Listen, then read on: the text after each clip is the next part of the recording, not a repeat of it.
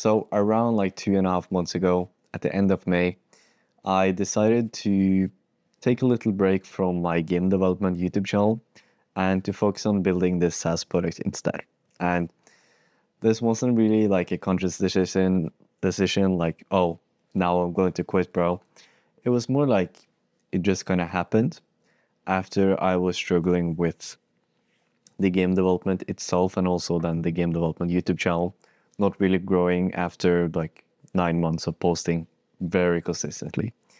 And something you might not know, because I haven't told you this is a new channel, is that I'm so silly, is that I actually dropped out of high school after just like a few months of going.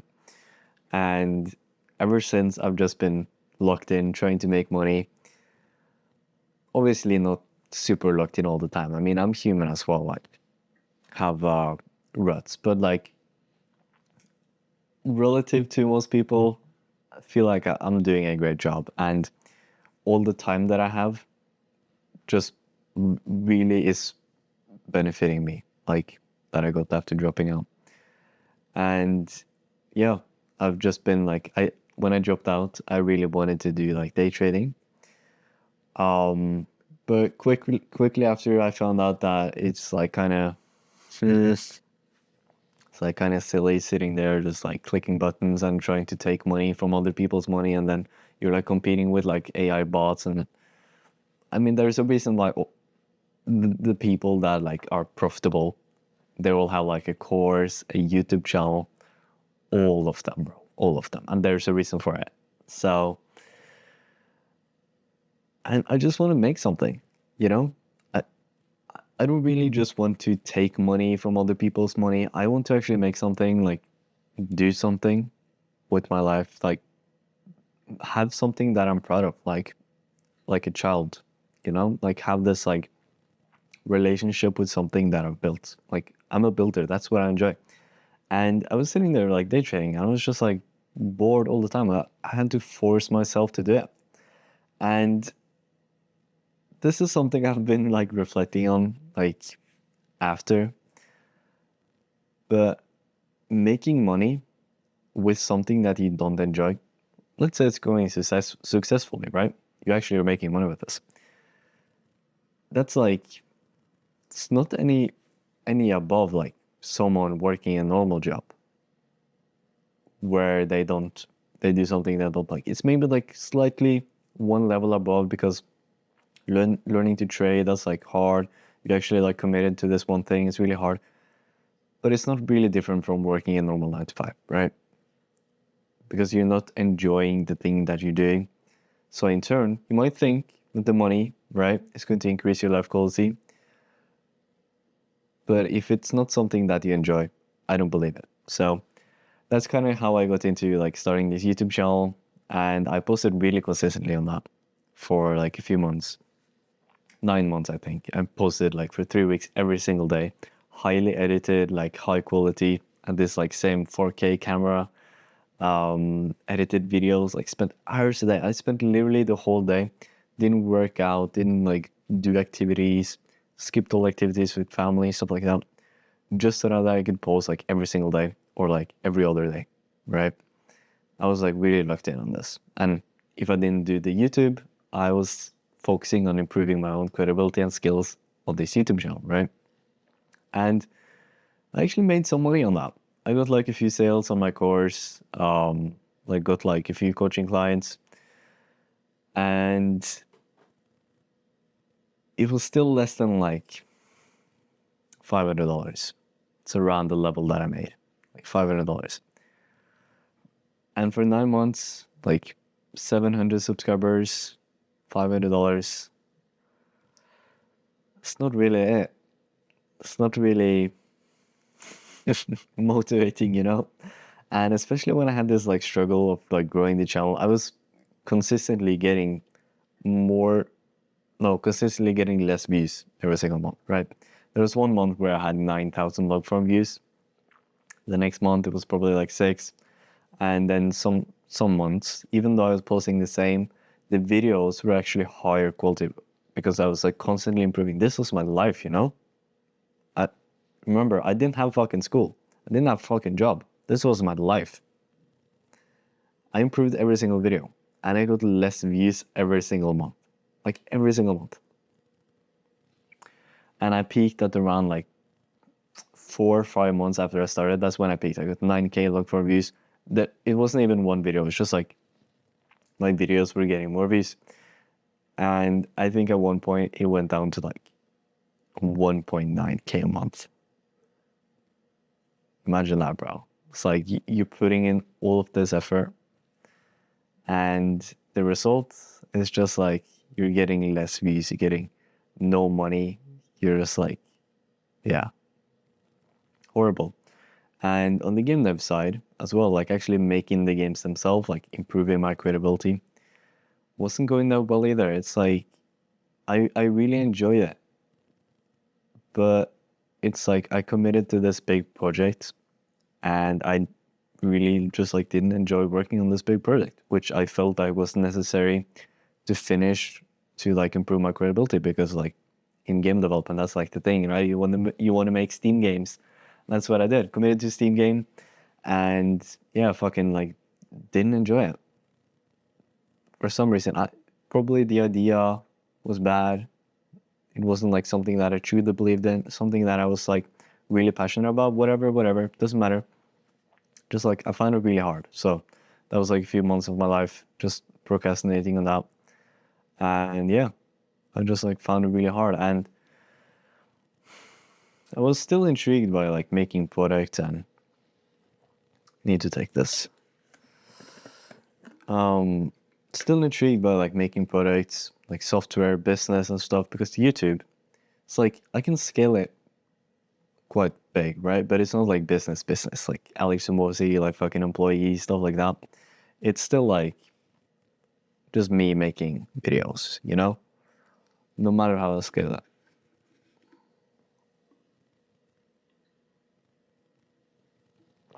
It's like when I'm taking, it's L-theanine.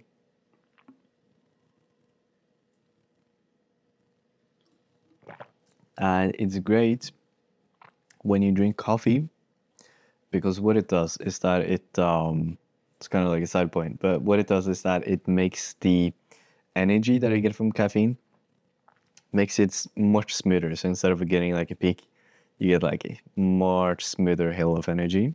And also you don't get as much anxiety, which isn't really like a problem, but it's not a pleasant feeling. So it's nice to just like smooth it out a bit. And yeah, it really helps with that. So highly recommend to at least try it if you are experiencing like anxiety or like crashes with caffeine.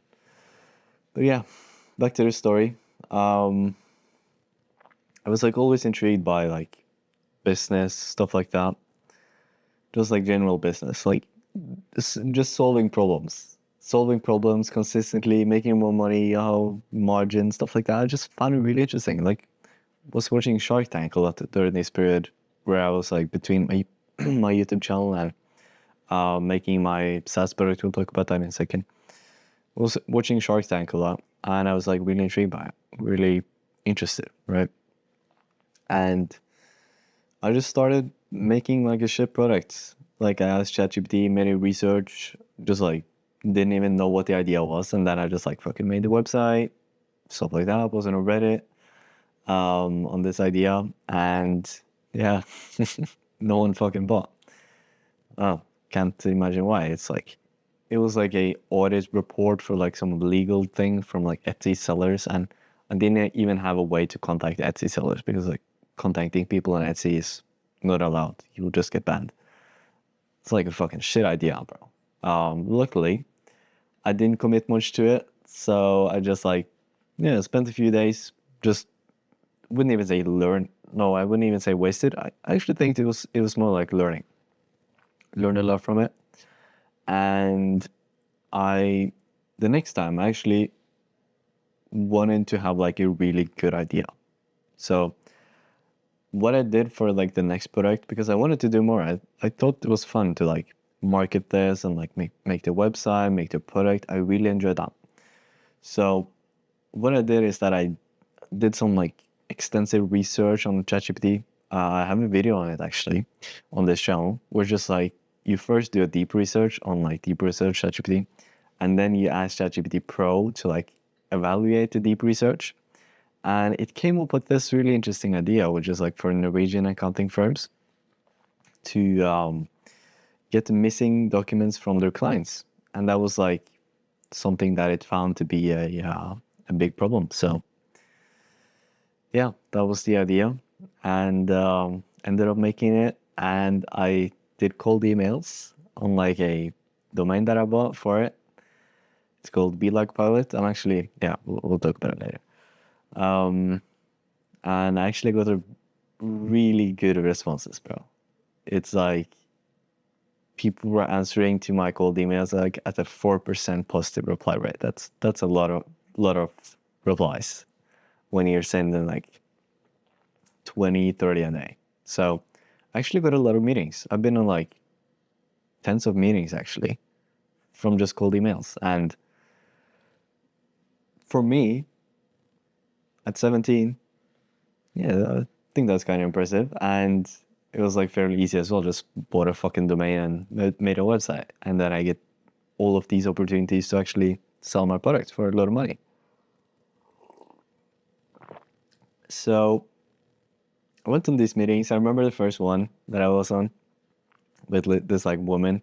I was helping my I was actually doing a painting job where I like painted a wall outside, and I just got this like reply from her saying, and for some reason I asked her to do like a meeting today or something. I don't know why.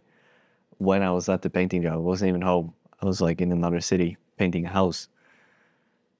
So yeah, like a few hours later, we hopped in a meeting. I was sitting there in my I was fucking sweaty, had my caps on, fucking painting clothes. And yeah, I was doing the meeting, and at that point, right, I hadn't really done that much research and like had that much experience on this like software to get missing documents from clients for accounting bureaus, because I'm not a fucking accountant, bro. I mean, I fucking dropped out of high school. What the fuck do you mean? So it was like kind of wasn't my best performance. But she was really nice. She gave me a lot of valuable insights. All my meetings, by the way, have given me like tons of invaluable pieces of knowledge that I could not have found on the internet anywhere. It's like talking to people, especially in a small market like Norway, where people aren't really posting, or like accountants aren't really posting about all their problems on Reddit, because there aren't that many of them. There are like a few thousand firms. So talking to people, really, really great thing. So the first few meetings, just learn a ton, learn how to do them. With this woman, I think she she saw that without integrations, it wasn't really valuable. And that's something I learned quickly. So at this point, when we were doing the meetings, I was thinking I'm going to wait to make the integrations before I actually have like someone interested, or like someone paying. But then after our meeting, we basically found out that the product is really interesting. Like it's an actual problem. And I know this because I had a few meetings scheduled like a few days in advance, few weeks in advance, because like initially when I started sending the deliverability and everything as well. So I had a lot of meetings at that point scheduled, and I know people were interested, but we found out that without the integrations to the softwares that they use, it would be like not really valuable, because then you'd still need to download every file 2 times, but one to upload and then one to download, and like all of these things, and it just wouldn't be great. So that's one thing I learned like how the workflow works, and yeah, just like great experiences, and yeah, just like I continued doing these meetings from cold emails, and learned a ton. And on these past meetings, I had one meeting now last week with another firm, which like they fucking went rounds with me, bro. They fucking like asked me every single question. the CEO there, he's fucking ruthless, bro. And I think I handled it really fucking well. So that just like goes to show how much I'm fucking improved, right? So yeah, that's the situation. And the first client was actually like in between this like recent one and the first one. It was probably my fourth or fifth meeting that I ever did. I learned quickly. I mean, after like the first two meetings, I think I got like the foundational knowledge that I needed.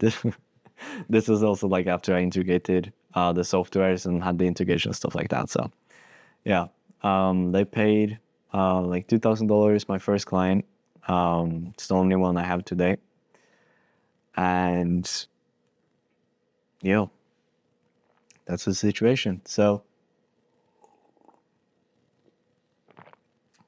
let me tell you like kind of why I started this channel. So recently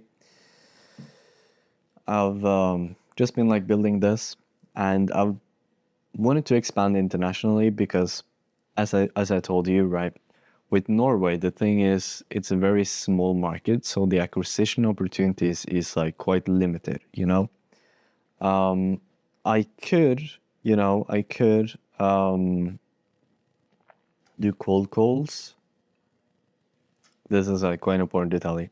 With the cold emails, it works fine in the beginning, but after deliverability, or after you send a lot of emails, the deliverability goes like quite down. So that is not really an option anymore.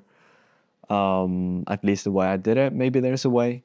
I don't know. I've tried figuring it out, but I mean, if I buy a new domain, I maybe can get like a few replies, but then it costs money. I need to make a whole account, stuff like that. Just like, I haven't really found a consistent way to do cold email as well. Also, I think I've cold emailed every single bureau in the fucking country, bro. I've sent a lot of cold emails. So, yeah, as I was saying, there aren't that many acquisition opportunities in Norway. I mean, the things that you can do in Norway is that you, first of all, you can obviously cold email, you can obviously cold call. Cold calling is a really big thing in Norway because it's like a really rich society, like a GDP per capita is really high. And it's a really high trusting society. I think that's like, Norway might be one of the highest trusted like countries in the world. Like, Norwegians really trust each other. It's a very high trust society, right? And for those two reasons, cold calling is a really big thing, right? It's also completely legal to call businesses, cold. For private persons, it's not. There are a few more rules, but for businesses, B2B, which I'm doing, it's completely legal. You can call fucking whenever you want. You can call on Sundays, whatever. So yeah, it's a really big thing in Norway. The thing is though, there's a lot of context, but I've actually worked as a telemarketer twice. In the beginning of my YouTube channel, or like in between when I was doing day trading and when I was making the YouTube channel, I was actually a telemarketer to like save up some money, and I was actually really good as well. To be fair, I was really good. I actually have like an award right here. Let me show you. It's like, I can't really see it. Yeah, it says this year's newcomer. The newcomer of the year. That was me. So I was actually really good. But the thing is that I really fucking hated it. I fucking hated cold calling, bro. Even though I was really good, I fucking hated it. It's like, I remember, I'm really weird. This is not normal, bro. When you are like cold calling, I've done like over 1,000 documented sales.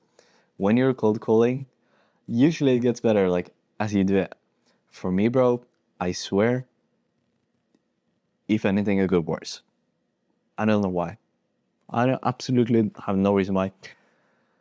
My body didn't adjust, why my anxiety didn't go away, or at least improved. At least improved. It never did.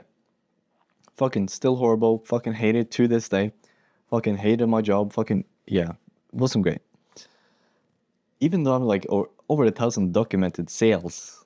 Bro, I've done, yeah, probably like 10,000 conversations, right? And 1,000 documented sales. Over 1,000. Still, fucking hated it. Fucking anxiety. Fucking. One day when I was doing like really well, I got like sales like this. Fucking, when you get a sale, you usually snap. I was like fucking sitting there snapping like fucking 2 times when the boss that writes up the sales on the fucking leaderboard, when he took like a 30-second break, I was like, I had 3 snaps in reserve because I'm fucking selling so fucking much. And I was so fucking anxious, but I couldn't even take a fucking sip from my cup because I was shaking so much. Isn't that insane?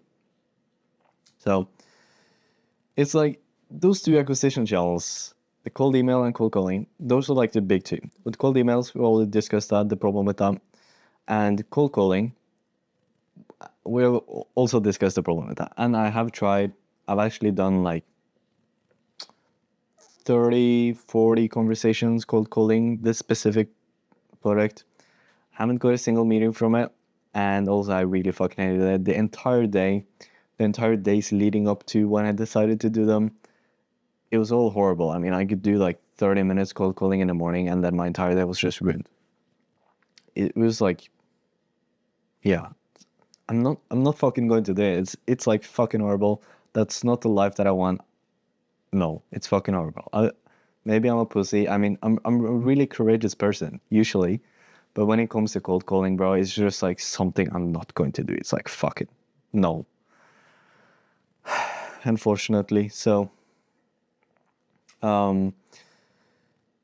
continuing the story, that's kind of why.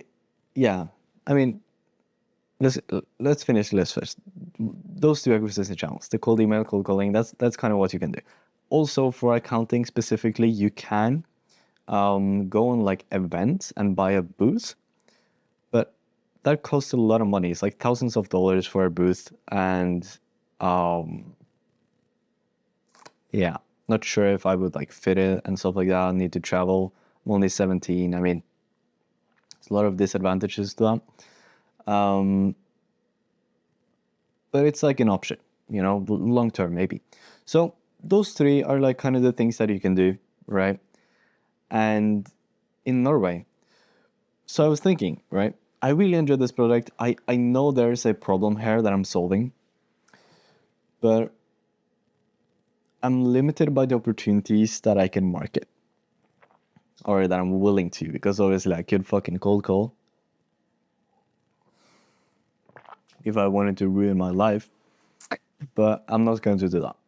It's just like, for some reason, bro, you might sit there and say, fuck, you're a fucking pussy, you know what to do.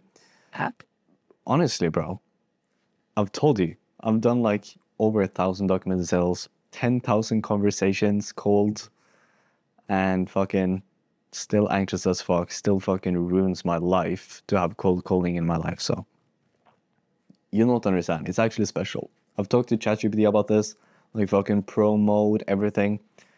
It's like, just do more. And then I say doing more doesn't help. And then it can't give me an answer on how to fix it. So fucking don't know how to fix it. But yeah, continuing. That's why I kind of figured international is what I want to do. And that's where I wanted to like, this is where it kind of links together, right? I want to do international,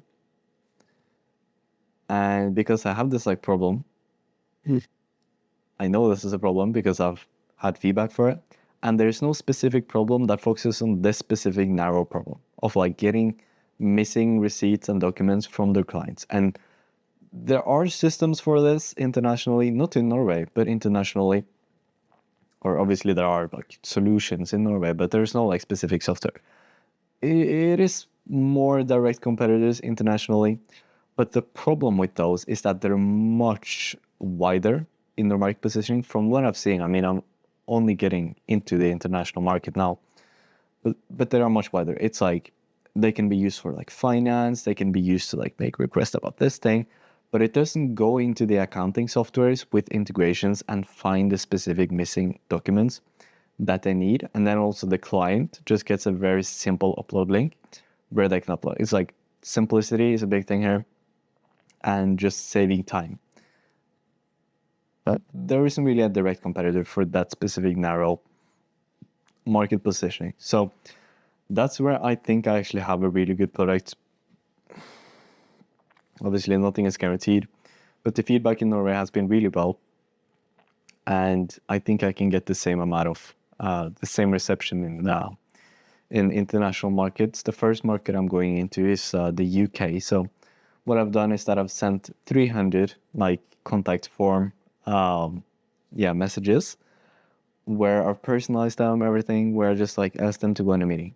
I'm not really sure how that goes. It's like I sent them yesterday on Saturday.